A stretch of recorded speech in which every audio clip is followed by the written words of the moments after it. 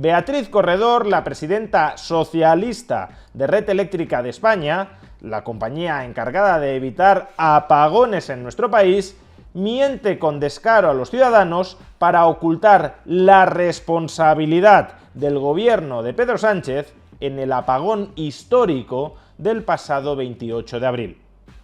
Veámoslo. Beatriz Corredor, exministra del gobierno socialista de José Luis Rodríguez Zapatero y actual presidenta de Red Eléctrica de España, nombrada en 2020 a dedo por Pedro Sánchez a cambio de un sueldo anual de más de 500.000 euros, tardó 2 días enteros en ofrecer declaraciones a los ciudadanos, a pesar de que Red Eléctrica de España, la compañía que preside, es el operador regulatoriamente encargado de gestionar la red de transporte de electricidad en España y, por tanto, de evitar apagones masivos como el que sufrimos el pasado 28 de abril.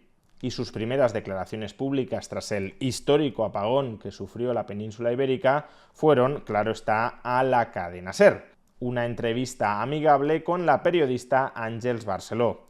Y la mayoría de periodistas han destacado una parte de esta entrevista en la que Beatriz Corredor descarta dimitir tras el fiasco del histórico apagón que sufrimos el 28 de abril.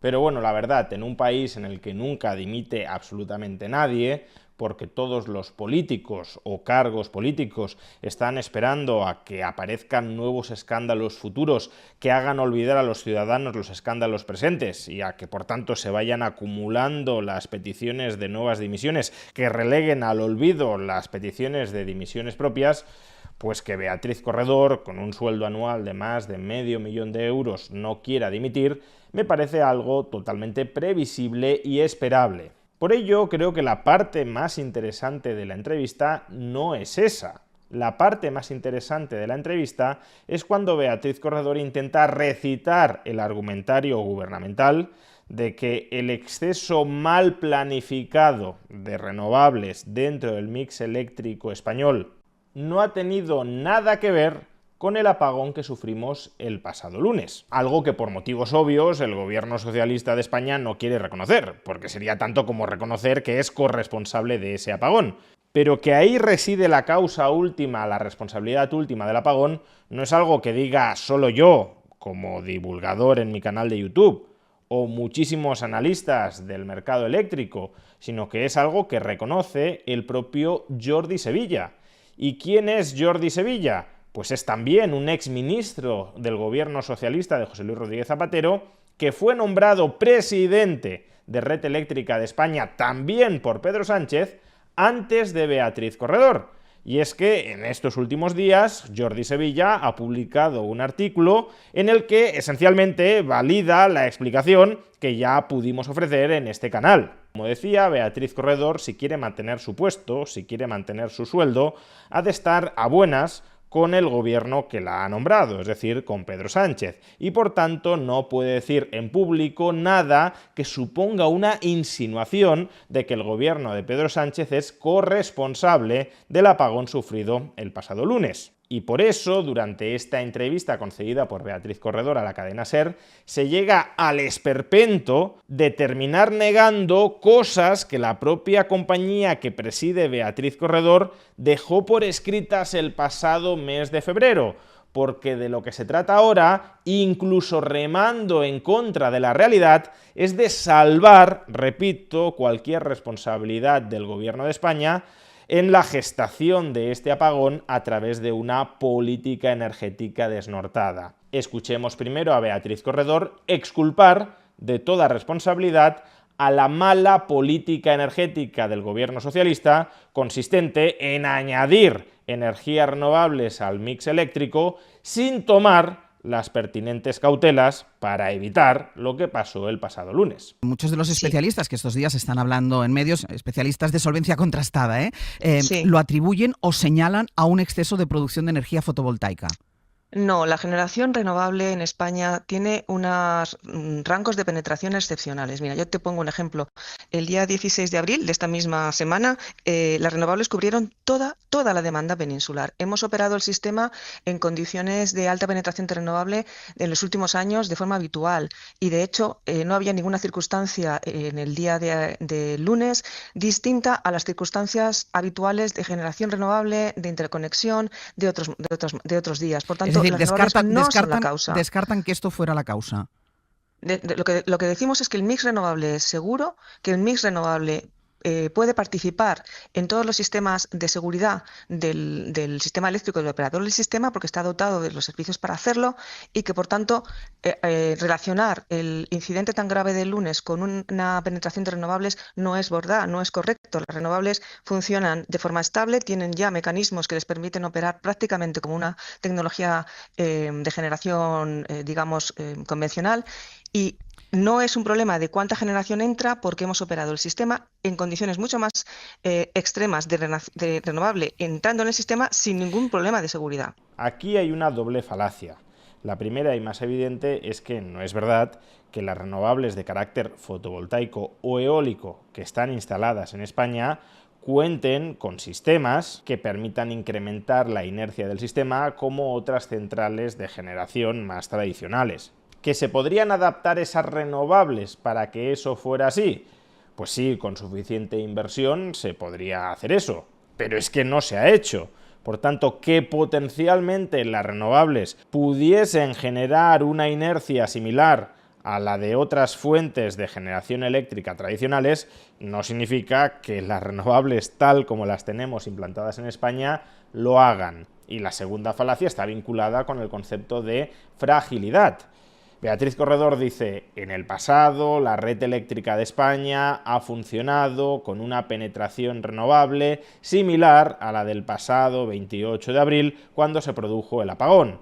El hecho de que en el pasado no sucediera nada significa que el apagón del 28 de abril no puede haber estado provocado por esa penetración de la generación fotovoltaica y eólica. Pero démonos cuenta de que nadie ha dicho que una alta penetración de generación eólica o fotovoltaica implique necesariamente que se vaya a producir un apagón. Lo que se ha dicho es que aumenta significativamente el riesgo de experimentar un apagón. Que en el pasado no se haya producido un apagón a pesar de estar jugando con fuego, no significa que el 28 de abril no nos hayamos quemado precisamente por haber jugado con fuego. Pero la mejor parte de esta argumentación tramposa de Beatriz Corredor llega cuando la periodista le plantea la pregunta muy obvia de por qué está diciendo todo eso cuando su propia compañía, cuando la compañía que ella misma preside, en el mes de febrero reconoció por escrito que la mayor penetración de eólica y fotovoltaica al tiempo que se iban cerrando plantas nucleares de ciclo combinado o hidroeléctricas incrementaba la fragilidad del sistema. Escuchemos la pregunta de la periodista y la respuesta de Beatriz Corredor. Pero algún aviso tenían ustedes, señora Corredor. Lo digo porque esta mañana estamos contando que la matriz de red eléctrica dio hace 2 meses una alerta en la que avisaba del riesgo de desconexiones severas que podrían afectar al suministro. Déjame con permiso de la audiencia darle un poco de contexto a esto. Nosotros somos una empresa cotizada. Como empresa cotizada, las obligaciones de reporte de información nos la imponen la Comisión Nacional de Mercados de Valores y la Ley de Sociedades de Capital. Como sabéis, ha cambiado la Directiva Europea en reporte de sostenibilidad, de información de sostenibilidad por parte de las compañías. El Consejo de Administración de una compañía, que no es un órgano técnico, tiene que valorar cada 3 meses todos los riesgos, es decir, todos los posibles incidentes que pudieran repercutir en la compañía, todos en un horizonte de 30, 40, 50 años, y tiene que poner sobre la mesa cuáles son las medidas que en el caso de que esos riesgos se produjeran, la compañía estaría en condiciones de asumir. Entonces, eso no es un informe técnico, es un informe derivado de una comunicación de sostenibilidad, aplicación de medidas de protección contra el cambio climático que no tiene nada que ver con los informes técnicos de cobertura de demanda y de riesgos. Bueno, son las cuentas anuales de la compañía en 2024, donde se exponen algunos de los riesgos a los que se puede enfrentar la compañía, por ejemplo, como consecuencia de la política energética dirigida a contrarrestar el cambio climático. Esa política energética, decidida por el Gobierno de España de manera centralizada, consiste en ir cerrando centrales de ciclo combinado o centrales nucleares, si bien no se sabe muy bien qué tienen que ver las nucleares con la lucha contra el cambio climático, pero bueno. Y al ser estas centrales que aportaban inercia al sistema, que lo volvían más robusto frente a perturbaciones inesperadas dentro del mismo, pues si hay menos centrales que aportan inercia, el sistema se vuelve más frágil.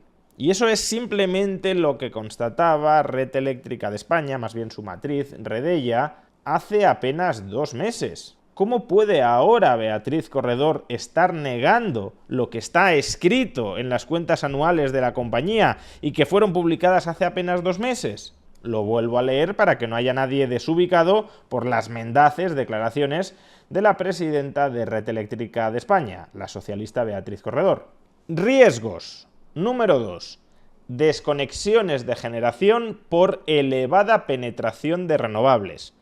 La alta penetración de generación renovable sin las capacidades técnicas necesarias para un adecuado comportamiento ante perturbaciones, generadores pequeños o generadores en régimen de autoconsumo, puede generar desconexiones de generación que podrían llegar a ser severas, llegando a producir una falta de balance de la generación-demanda, lo que afectaría significativamente al suministro eléctrico y de forma indirecta a la reputación de la compañía. Este riesgo se ha identificado para el corto y el medio plazo, no para dentro de 40 años, para el corto y medio plazo. O también riesgo número 4, pérdida de prestaciones de generación firme asociada al cierre de centrales de generación convencional, carbón, ciclo combinado, nuclear. El cierre de centrales de generación convencional, como las de carbón, ciclo combinado y nuclear, consecuencia de requisitos regulatorios, es decir, de la política energética del gobierno, implica una reducción de la potencia firme y las capacidades de balance del sistema eléctrico, así como su fortaleza e inercia. Esto podría aumentar el riesgo de incidentes operacionales que puedan afectar al suministro y la reputación de la empresa. Esta incidencia supone un riesgo con un horizonte temporal a corto y medio plazo. De nuevo, corto y medio plazo, no dentro de 30 o 40 años. Es un riesgo que ya afecta a la compañía y que se puede materializar en apagones. Pues bien, después de haber publicado esto hace apenas 2 meses, ¿cómo nos pueden decir ahora que no sabían que lo que sucedió el pasado 28 de abril podía pasar justamente por lo que pasó? Pues evidentemente lo sabían, evidentemente eran conscientes de que la política energética de este gobierno fragilizaba el sistema y por tanto aumentaba el riesgo de que pasara lo que pasó. Pero ahora, en lugar de apuntar con el dedo al gobierno por ser corresponsable de lo que sucedió, ahora, en lugar de aprender la lección y tomar medidas correctoras para que no vuelva a suceder, se intentan esconder todos los escombros debajo de la alfombra para que no dañen electoralmente al gobierno. ¿Y por qué Beatriz Corredor tiene tanta dependencia, tiene tanta lealtad, tanta sumisión, tanto servilismo hacia el gobierno? Pues porque ese gobierno, y en concreto Pedro Sánchez, es el que la ha colocado ahí para que cobre más de $500.000 al año. Y por la plata baila el mono.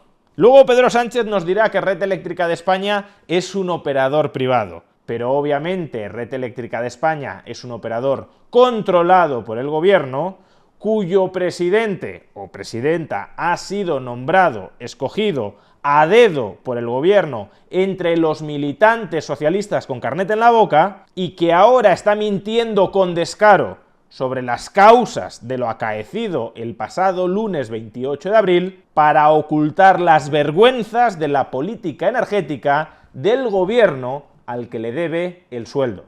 para eso controlan y corrompen a la dirección de Red Eléctrica de España. No para mejorar el servicio que proporcionan a los españoles, sino para deteriorar el servicio que les están proporcionando a los españoles sin que nadie, desde dentro, alce la voz y lo denuncie.